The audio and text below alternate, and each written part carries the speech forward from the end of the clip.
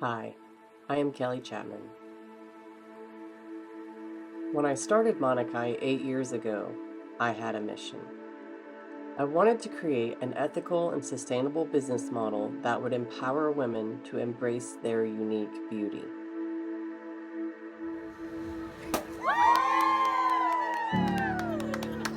One key moment in this journey was when I opened my boutique on Front Street in Lahaina. That store was Manakai's window to the world. I met amazing women from across the globe. I wanted my customer service to become more than a service. It would become an experience. Manakai has been the most meaningful project in my life, and I don't think I'm done yet.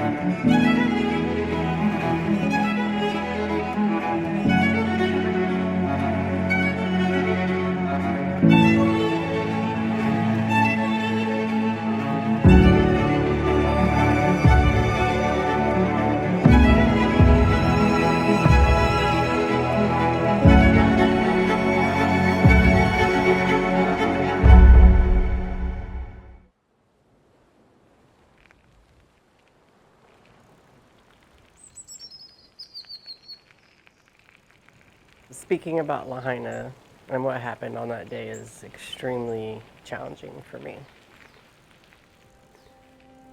Losing my business, losing my personal home, along with the entire community of Lahaina, was the most devastating day of my life.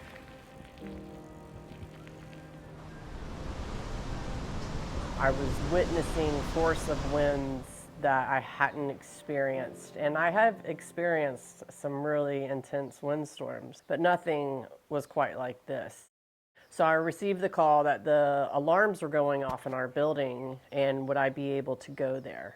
There was something in me that just said, go check it out. Decided to get in my car and go down there to the store, drive down Front Street. I only live a mile away. As I drove down Front Street, it was already complete chaos. And then I just saw this massive black explosion. It looked like a cloud of, it was really intense. It was really loud. And within seconds, black soot was like at my face with the heat. And I had a moment where I briefly looked inside and then just something in my head said to run. So I took off down Front Street running, warning everybody in their cars that there was a massive fire coming, and got back home as quick as I could to let all my neighbors know and let my husband know, like, hey, this is a really big deal. Like, there's a massive fire. Because on the other side, the south end of Front Street, most everyone was tucked inside their homes. When you have wind blowing like that on the west side and no rain, it becomes like a really gnarly dust storm. And so everyone's in their homes, their windows are shut tight, you're sealed up, you're just waiting out the wind. And so a lot of people didn't have a clue what was happening.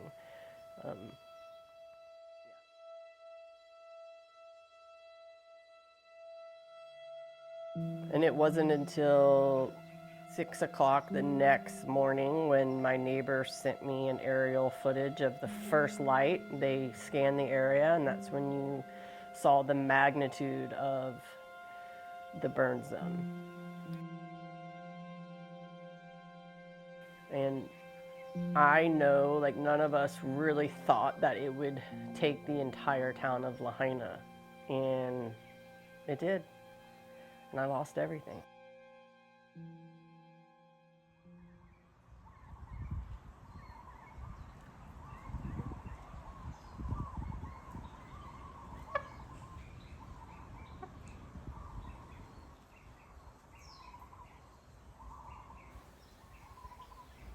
So after the fires, I was put up in an Airbnb by a sister of mine.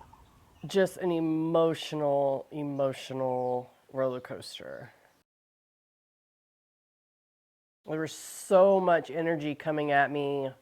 My to-do list was like piling up so high. I was to like, I felt like I had so much responsibility, but all I wanted to do was cry for the lives that were lost and the complete devastation. And I decided to just really close the doors off to the rest of the world. And I focused on getting dialed in with FEMA and SBA. And then the next chain of events was finding shelter. And I spent every waking moment looking at homes. I decided to leave the west side. So I just kept visualizing spaciousness. And then I finally found a home. In order for me to take care of my personal needs, I had to set Manakai aside for it's going on 6 months now.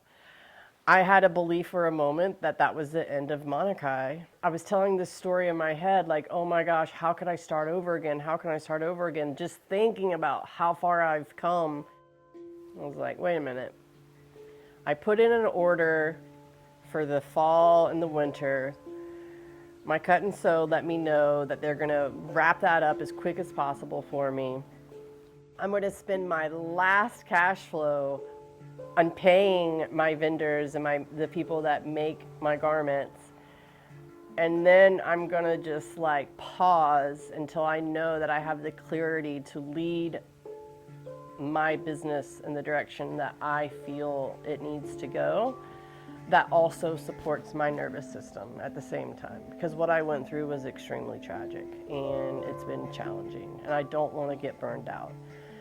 And one day I looked when I was at my Airbnb and I looked to the right and there were 4 boxes sitting at the end of the driveway near a trash can, and my heart kind of sunk and I was like, that's my lifeline. That's my last lifeline for Manakai.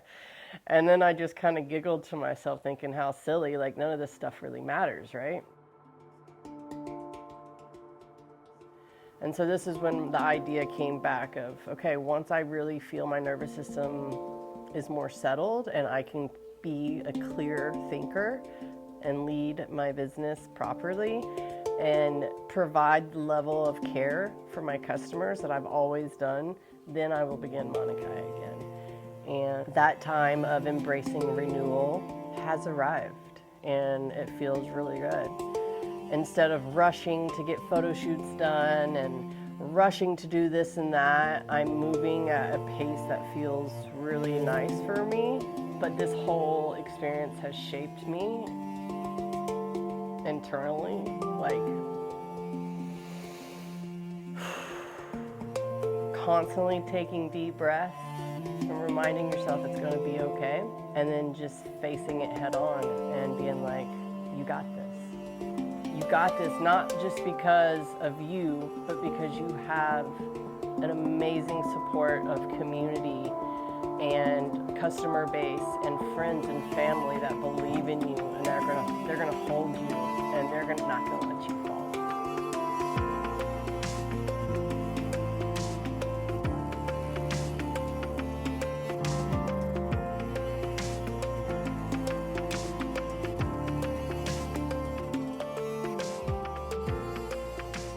Yeah, so let's go!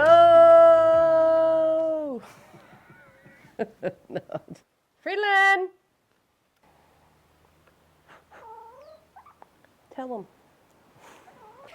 So Friedland, I got Friedland when she was a week old. My husband found her in the carport. She was one of the things that I saved, that I brought with me from my house before evacuating. She's been a great therapy chicken. Right?